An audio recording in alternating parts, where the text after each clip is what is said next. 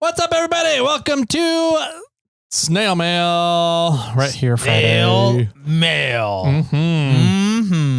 Right after lunch. Pillsbury Doughboy. We got any guesses? What did we leave off on last time? I'm curious because I'm glad I've been tracking this because you always seem to ask me now. Let's see. It's a game. It's our new game. I should have never. So we ended at 42. That's where we're at right now. Really? Yeah. So we nobody didn't get called. a single call? Yeah. Wow. Because I was looking at the list and it has all those spam calls at the top. Okay. And I was like, did they all call back again? All at the same time, I scrolled back. There was no other ones. I was like, hold on. Did we end with 42 last time? So anyways, I was curious. We have a ghost in here. Don't worry about that. Random. All right. So we're going to kick it off today. All right. Who's number one? Number one is the true number one, Richard from Atlanta. Awesome. Love it. Nick from Montana might argue. Richard didn't call us at the start line of Trail Hero X. True that. Come on, Richard. All right. Here we go. Richard from Atlanta.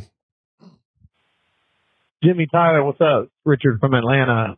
I got some discussion topics, show related, and a cry out for an opinion targeting that fella from Montana. Want his opinion on something.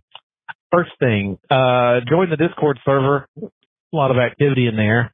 My wife gave me all kind of hell because she was like, oh, that's a platform that kids, chat on, or people that are like hiding stuff, whatever, this and that. And I'm like, look, it's like SnailTrail. It's a bunch of Jeep shit, Toyota shit. So I'm like, here you go, whatever. So SnailTrail is something else. Anyway, I joined up reading through that, I guess. So it's, one big chat group.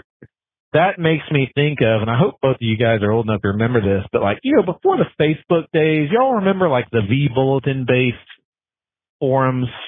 I had a lot of drag racing forums and car building forums, and I guess that's what the original Pirate 4x4 was at, right? I mean, I'm talking about back when forums got going and then developed and upgraded their software, and there was local moderators, and then it seemed like it hit a point in time. I'm rambling on about this, but it seemed like it hit a point in time where these larger conglomerates bought out the rights or whatever, and kind of consumed a lot of these V bulletin boards and kind of made it their own, and then started throwing up all these pop-up advertisements and crap like that. That always bothered the shit out of me. So there used to be a lot of great content out there when you could just go to www.pirate4x4.com or whatever it was. I used to go to yellowbullet.com and Turbo Mustangs and some local forums and all that. And it was always a great way to meet people, see build pictures and all that stuff. I need to move on to a different topic. Man purses. Nick from Montana, maybe. Tell me what's up with these guys. I haven't seen it in Montana, but there's dudes around here in Atlanta. I'm talking about men, beards men, not funny men that walk around with these damn purses strapped to their chest. That's your wallet? You carry that it's your breastbone? What the fuck is up with that? Take that shit off. Your wife should be carrying that. I want to hear about your opinion on that. You seem like a rough and tumble guy, man. I want to know what you're thinking of that. Crap, I'm going to have to call back in. This 3-minute thing just sucks, y'all. I'm hitting y'all back in just a minute. Part 1 complete. Here comes part 2.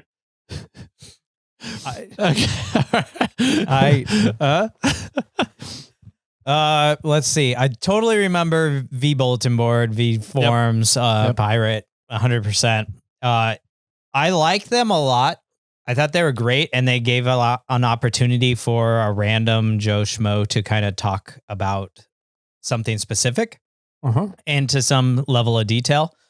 Some of the problems with those things is, one, they get outdated and never get updated. Two, people that post photos posted it somewhere and then they photo bucket.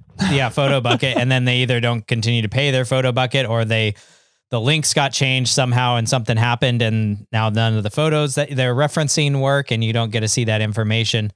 But I do feel that and I think I was going to end with, you don't know if the person is telling the truth or not.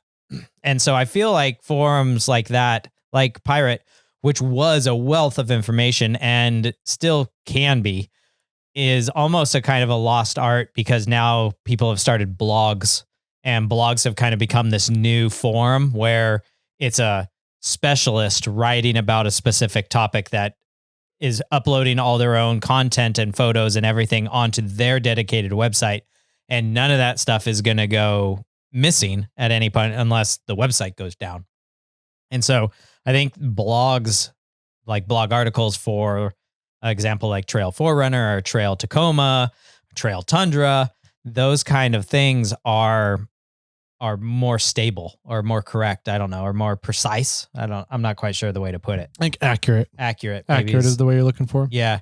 There gets the forum allows a lot of people to talk and discuss a certain thing, but it's not for me, it was never the easy way to find the answer and how to move forward. It was like, I've got to filter through all these 55 pages to be able to find out if this is the right bolt, or you go find the blog where somebody's writing about how to change your brakes and now you get the answer. Yep. I agree. I used to do a lot of forums, V-Bulletin stuff. Back in my high school and early college days, I was big into computer gaming with StarCraft. Oh yeah. And so I created and World of Warcraft too. And so forums were how you communicated with everybody. I think Facebook definitely was the main driver that started eliminating forums and the corporate, like he said, the corporatizing of forum boards where these major companies would buy them out and just put ads everywhere. And you couldn't even find the forums anymore. You couldn't even read through the forums because the ads just took up so much space, or they bogged down the memory on your computer and your web browser because there's so much shit going on with the forum. They were unusable. So, it was that was a good time.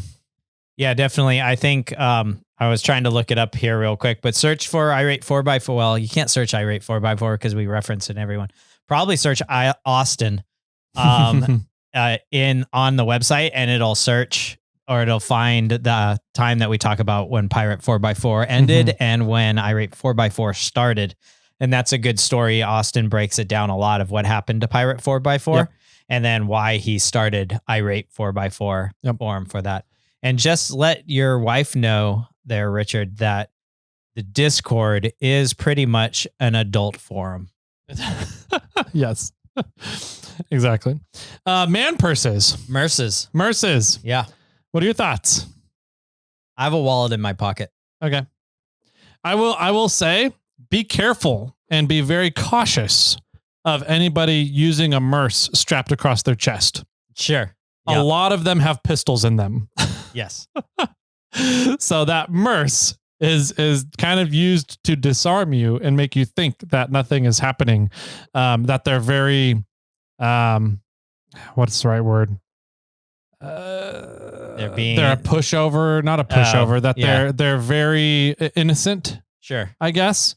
A lot of those men are using those nowadays for their concealed carries. Yes. Understood. So, be cautious about approaching anybody and telling them to take their merce and shove it up their ass. Gotcha. But I am curious what Nick from Montana has to say about that. Yeah. I think it's like, I have pockets, which are great, but like I keep my phone, my wallet, my keys, and a knife on me at all times. Right. Yeah. Pretty much the same. And there's sometimes I wish I could carry more keys because I have a bunch of vehicles I have to play Tetris with. And like having a little bag strapped across your chest is kind of handy. I just hate that it always has to rub on your neck. Like that's the part I can't stand that. You need one of those little backpacks. I need a fanny pack. Fanny pack I need a fanny pack. That's what I need. So I need a fanny pack. Not this year, but the last time I went to King of the Hammers, I won the Toyota fanny pack. Oh, did you? If you want it, I'm pretty sure it's still in the plastic bag with some KOH dust on the plastic bag. But you take the fanny pack out of the plastic bag. It's still super clean. You can have it if you want it. Yeah.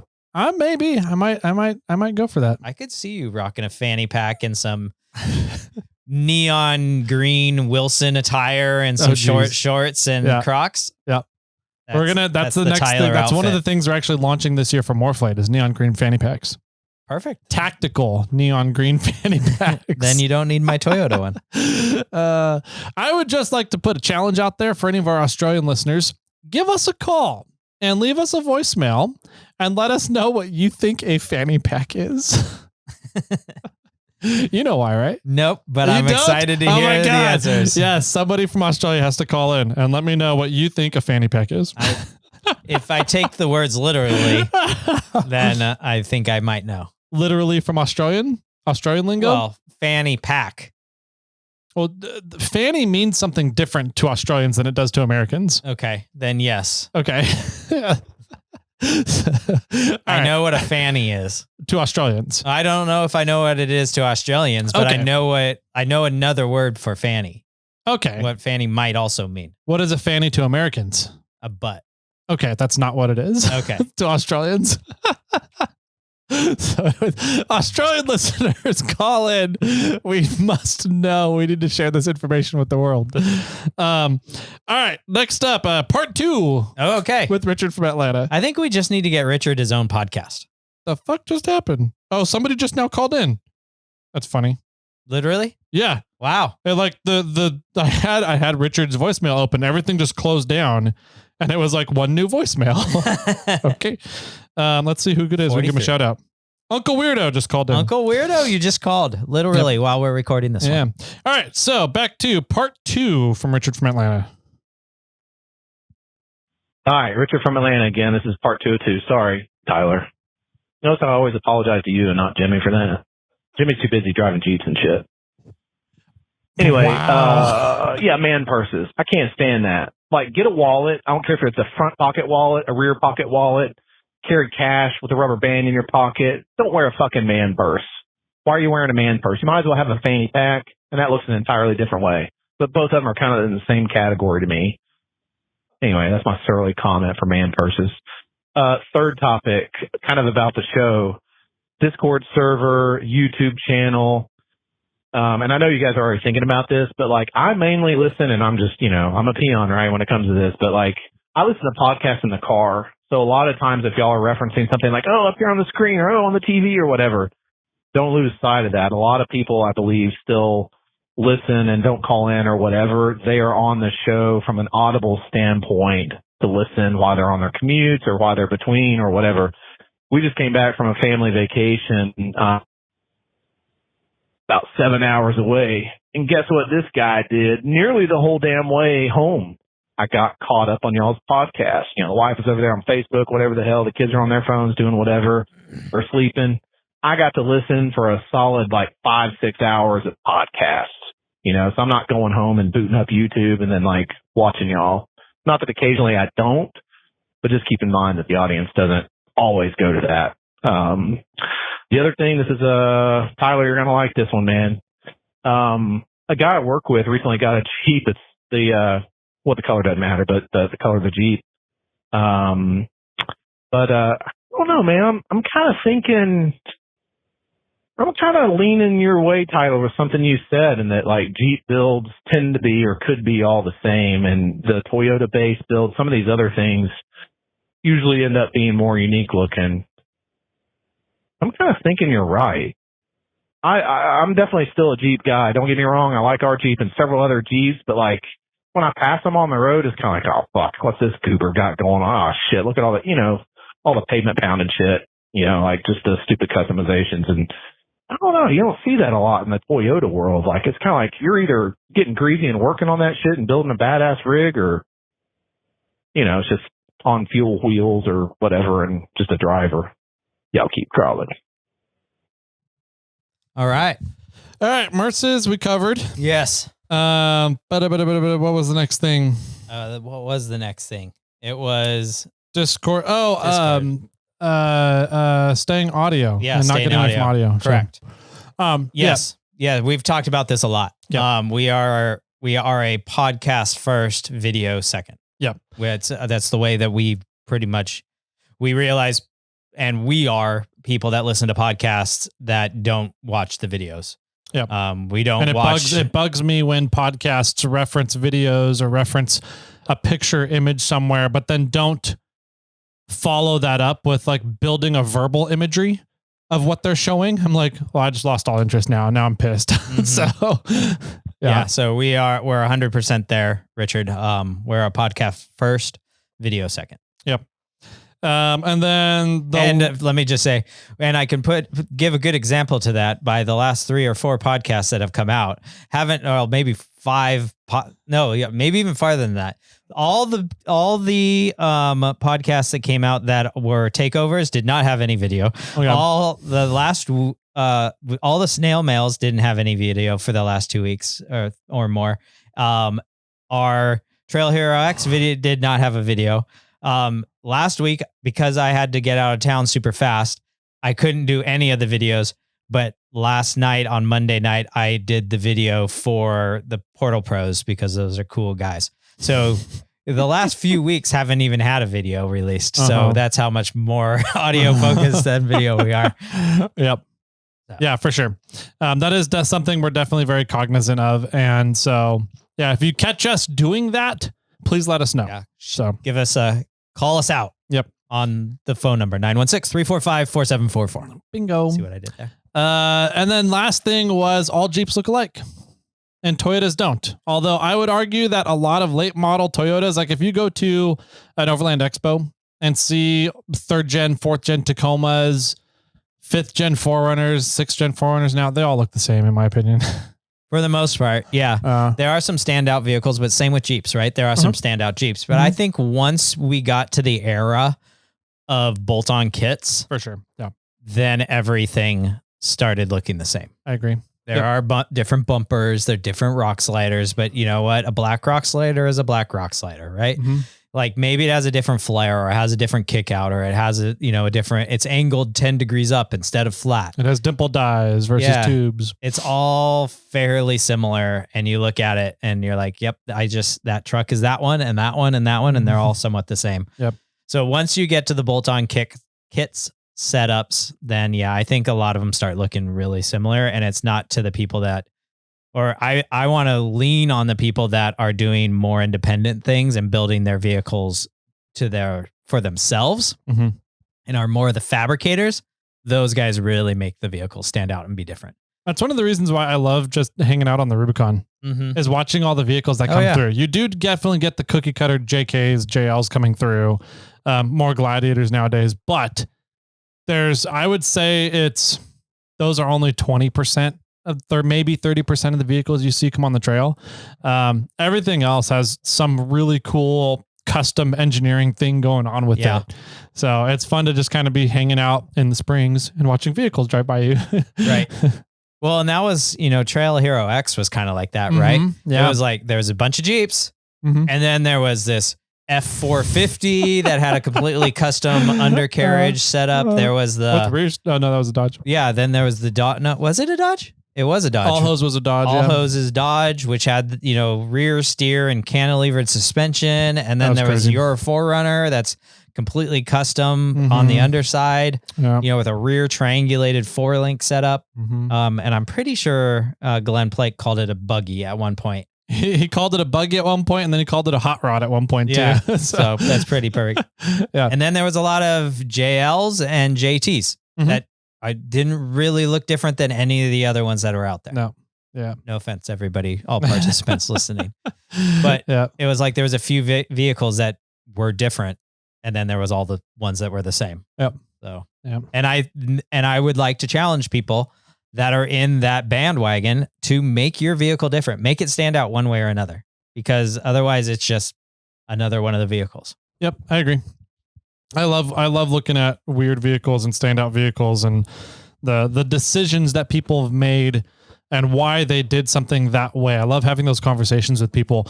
But if I look at it and you have, no offense, because they work awesome. They're some of the best suspensions out there. But if I see a 4-door JK pull up with a long arm metal cloak kit on it, I'm like, whatever. Yeah. I've seen a lot of those. It's a great suspension. It works awesome. But and then there's the argument to everybody's putting it on because it works great. Right. Therefore, and there's very little work you have to do to put them on. They're fantastically made. Yeah. Or I can spend all this time to recreate what already works great. Exactly. So my thing is get the metal cloak long arm kit because it works great, but figure out another way to make your vehicle stand out. I saw a metal cloak long arm kit on a Toyota mini truck. I like it. That was awesome. I was like, I know those arms. I know those joints. I know those shocks, those coilovers. I was like, well done, sir. Yeah. Yeah. Well, that was cool. I still need to stretch Bobcat out and get my measurements of the rear of how For the much six travel, packs? and then look at talk to Will and Mike over there and talk about getting, and Danny, and talk about getting the 6-packs for Bobcat. Yeah. They make awesome stuff. I'm not knocking Metal Cloak in any way, shape, or form. I love the company, love the guys, love their products. I just see so much of their products out on the trails. I'm like, it's another medical kit. Well, and that's us too, right? Yeah, because we're right here local. We're like, I mean, what are we, like 20 miles away from them? Literally from door to door almost. And we are always up on the Rubicon, both families and companies, you know? So we're friends with them. So, and we like to make fun of them when we see their products. There you go. Next up. Yeah. Brady. Our Nissan guys. Sweet. So, Brady and Camacho. Yes. What's his first name? It's going to bug me now. I'll have it before the end of this. Here we go. Hey, Tyler and Jimmy, it's Brady, Camancho Motorsports, the Nissan guys. Listen to 698, they do make lockers for Nissans. However, our Ultra 4 car does not have Nissan axles. The front's a Data 60 out of a Super Duty, the rear is a 14 bolt. Our first year we ran a spool in the front and a selectable ARB in the rear. The second year, we decided the spool made it too hard to turn, so we ran a Detroit up front and stuck with the ARB selectable in the rear. My personal choice is selectable front and rear. My trail rig is selectable front and rear. A Dana 44 front and a 14-bolt rear in an 02 Frontier, and I have a 8-to-1 in a double transfer case in that rig. Our race truck is an Atlas, 3-to-1. But anyway, Tyler, I sent you a picture of the race truck progress. It is slow and steady right now. We are still hoping to be on for 2027, but we'll see. Talk to you guys later. Sweet. Thanks for the update, man. Yeah. And good to know that there's some backing for some sort of Nissan stuff. Yeah. 1 year, I think it was their second year. He said he was driving through town after tech, right before tech or something, and the whole front end locked up and put the whole rig to complete stop. Okay. And when he said that when they opened up the diff cover, that the pinion was welded with bearings to the housing and everything. And I don't remember if he remembers if there was oil or why it got welded. And I wanted to know, Brady, if you guys remember why your pinion welded itself to the housing. Interesting. Yeah. That would be good to know. That would be good to know. As I look at a pinion right below the camera on the shelf. That it has welding on it. Yeah. So cool. Yeah. I think selectable is a great way to go. Yeah. I think Detroit's are a good way to go. They just don't offer you as much options in a Detroit, but I mean, options in terms of what you can do with it on a trail, not necessarily how many Detroits are out there. But it's less to think about. It's a simpler setup than a selectable locker. So sure. What do you want to? I'm also curious why you don't have a spool in the rear. Yeah, that's an interesting thing. Why selectable? Like, are you undoing the rear at any point during the race? Yeah. And why? I mean, maybe you want a non-spool or non-locked up situation in the dunes and going through sand and fast. I don't know. That's just a level. That's a level of speed and mechanical sympathy that I might not understand. Yeah, maybe. All you racers out there, Brady included, why run a selectable in the rear of a race car? Yeah, inquiring minds want to know. I would do a spool with my uneducated experience, primarily because it's simple and strong, and it would work. And I don't know why you would ever not need locked in a race, suspension, an off-road racing environment. For an off-road race environment. Good question. So let me know. Yeah. I'm curious. Next up is Jason from OCD Innovations. Oh, Jason, first time caller. Yeah. Long time friend. Yeah. He's the guy that put together Fiona back together in like 14 days. Yeah. Fucking crazy. Record pace. And so far everything has been awesome on it, except for the panhard. I need to air chisel those jam nuts back together. But everything's been awesome. It's been holding up great. So thank you, Jason, again. Let's see what Jason had to say, shall we? What's going on? Listening to the podcast and with all this talk about the meal, I figured I forgot about this voicemail chain. It's currently, I guess it's Friday morning, Thursday night before we got to get the meal done. This is Jason with OCD Innovations. We're getting the gears done on the Dana 60. Give you guys a real-time 1:37 in the morning update. Dana 60 is about geared, wrapped up. Brakes are all done. We got to do some paint. We got to get to the rear end. Update on the rear ring pinion. It's at a point to where it's usable, and the reason why we can't get the 538 gear set is because this is a shaved rear axle. I actually have a 538 gear set sitting on the shelf, but unfortunately, we don't have the time to shave one. And with Tyler wanting to go E-locker, it's better that we just change the bearings, put it back together, and get her down the road. But the failure on the 10.5 did actually come from a failed crush sleeve, which is common, and it is why we change out the crush sleeve on these things. So we've got a crush sleeve illuminator of a Ford 9-inch, which is the same for a 10.25 gear set and a 10.5 Sterling. Getting that wrapped up. So Friday morning, I'm going to crash out and get a couple hours of sleep. Hopefully get the rear end done, front end done, and get the coilovers back from getting rebuilt. I had them checked over at Greg's shop at Rockhound Off-Road in Loomis. So with all that done, I think we're on pretty good terms with the extent of all the damage that we had out of this thing. So we're pushing through. Make bars are done. We're going to shoot some paint on this stuff so it doesn't rust in a couple days, and keep going through it. Found no more broken parts. Everything's kind of slamming back together, and figured I'd give a real-time live shop update for people that don't watch the stories, even though I haven't really been posting on the Instagram much. With that said, just remember, no Chrysler, don't buy Jeeps. There you go, folks. I like it. Yeah, that's good. That's kind of fun to have a real time update, like a month later. Yeah, but, right. but that's cool. We've talked about this before, where the rear pinion was having slop that he found, which was amazing because none of the problems ever came from the rear end. Nothing. I never asked him to look over the rear end at all. Yeah, and he took it upon himself to start checking everything out, and thank goodness he did. Yep, because he found that the crush sleeve in the rear had been crushed even more. Yep, and then the bearings and everything had been out of whack because of that. Can you imagine if we were ripping around the dunes at Sand Hollow in 2-wheel drive with that much slop in the pinion? Yeah, that would have been... would have broken 2 vehicles. Well, no, we would have broken one, okay. But it would have been the other way around. Yeah. We would have broken our vehicle, and the camera crew would have been pulling us out. But yeah, so I mean, can't talk highly enough about Jason and his methodical attention to detail.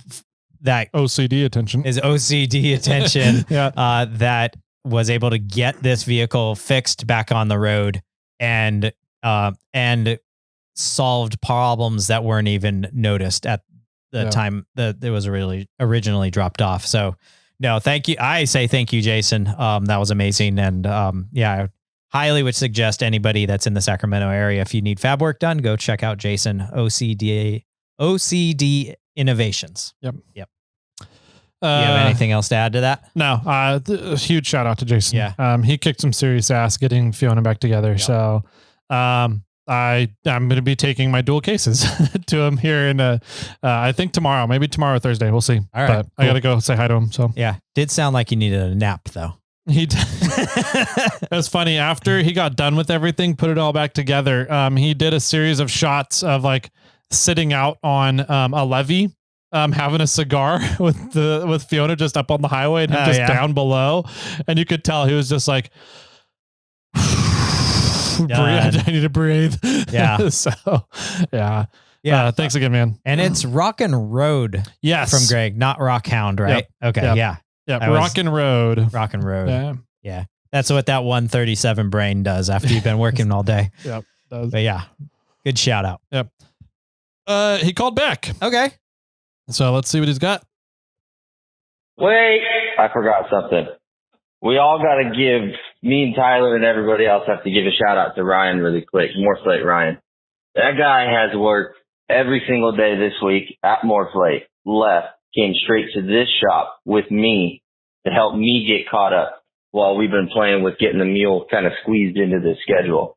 And the dude's been killing it. Tyler's been killing it, getting the parts, and everybody's just been trying to pull together to get this thing together. But Ryan is a thug on this entire process, and I wanted to give him a shout out. Later. There you go. Yeah, Ryan was definitely, he's essentially doing double duty, right? Yeah, he was, I guess. He was over here taking care of, he's the production manager here at Moreflate. We still do in-house production on a lot of our gear.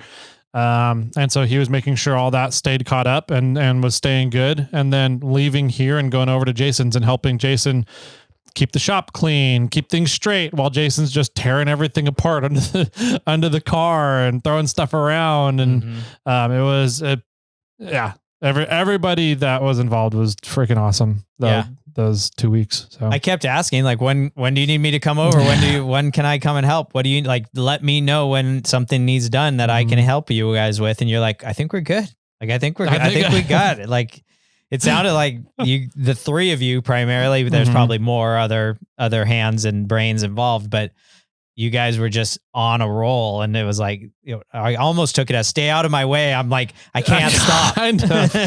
Kind of. Yeah. It was kind of like that. The vendors were awesome. All the vendors we reached out to get all the parts, they were very, very good about making sure we got the parts quickly. And they didn't have to.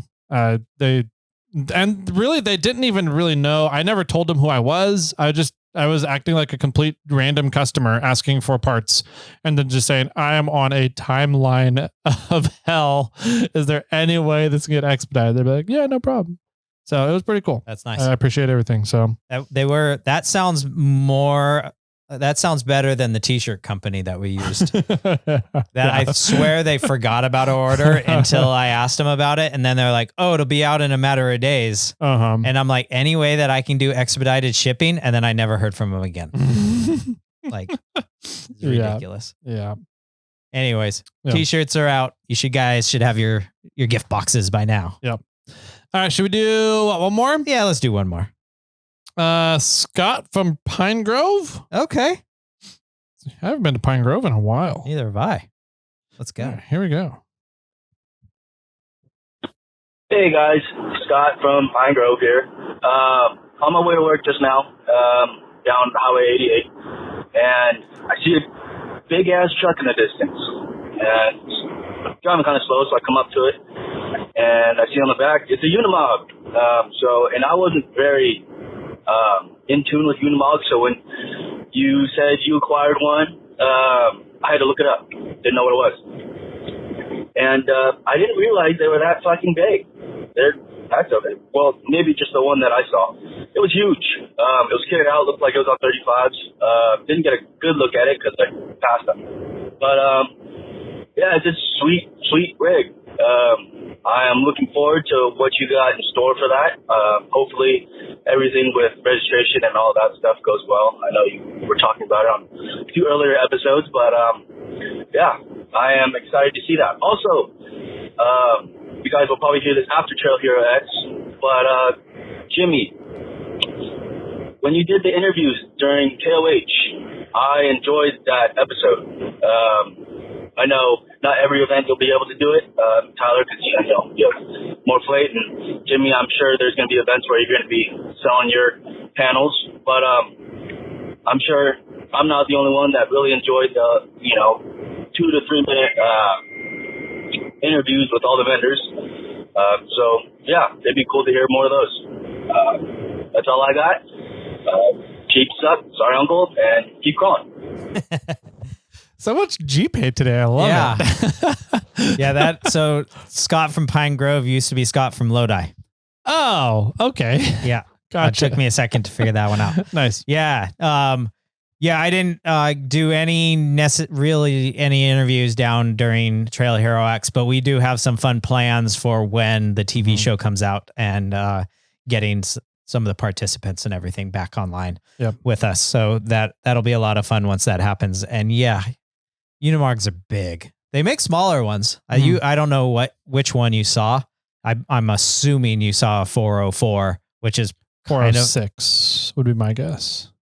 It was huge. Okay. The 404 is the one I have. Okay. Yeah. And then there's a 411. Oh yeah. Which is the axles that I used to have that I gave to Hussman. And those were Toyota widths. Okay. Tiny. Those are small. Then. Yeah. What? So the 406, I'm pretty sure was the one that like you'll see like full RVs on the back of, right? Okay. Yeah. I mean, I didn't know there was a 406. I only knew there was 404s. Gotcha. Okay. Yeah. I don't think the 404 is a really big vehicle per se. I mean, it's as wide as a full width, right? I don't know. I haven't measured it. Okay.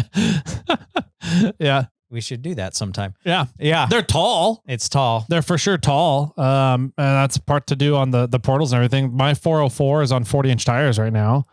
No, it's not. Yes, it is. They're 39.5s. I'm pretty sure they're 40s. Yeah. Does it say 39.5 on it? Just like your first gen 4Runner. Though that was actually on 39.5 IROX. I'm pretty sure this tire says 40 inches on the side of it. Okay, maybe I haven't looked. I just assumed there were 39.5s and you keep saying 40. Yeah.